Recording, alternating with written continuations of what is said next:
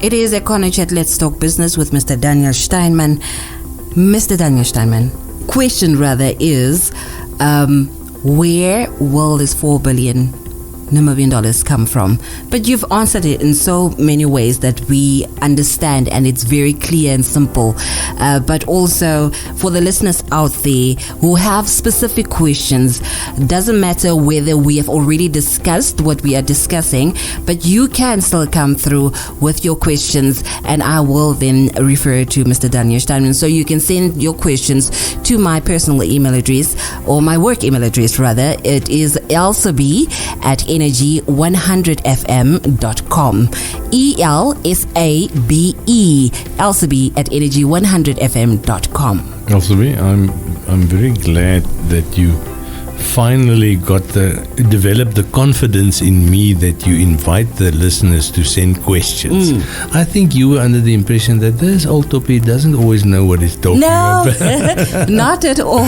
So what I want to say to our listeners is that they can send me any question. There's nothing in economics that I cannot explain to them. You know, if I can explain economics to masters and doctoral students, I think I can explain it to anybody in this country. And I also think that we've also come to a point in life where wanting to know what is going on economically in your country and how this affects you on a daily is becoming a norm.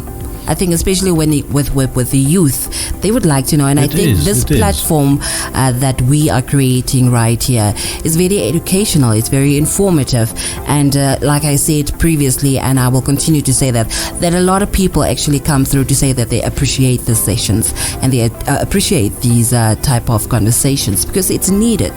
Elsabe, I've been doing radio talks now for 10 years, and the radio is just such a phenomenal medium in Namibia, you know, and it's so nice, the type of feedback that you get. And what I like about my talks of the last year, this is for a younger audience. You know, you can see this is people there. Those wheels are turning in that mind. They analyzing what I'm saying.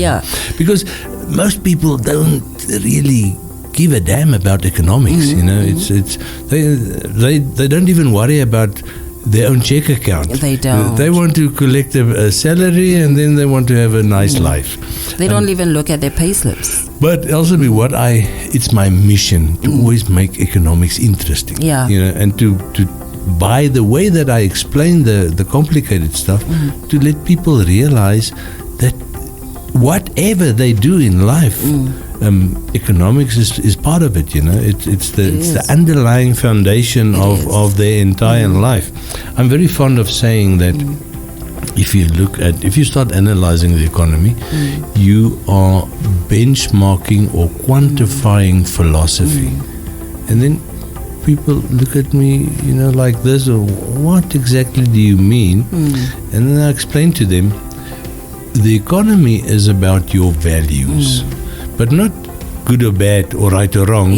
It's about your value, your energy, your slice of the very bigger cake, quantified, expressed as a value. And that's the reason why you need to take note of what the Minister of Finance says, for instance. You know, and when he says, I've got 4 billion available, you must not just accept it at face value. Okay, he's got 4 billion available. That's why I chose today to talk about where does this 4 billion come from, you know? And this is what I hope that the listeners will take with them.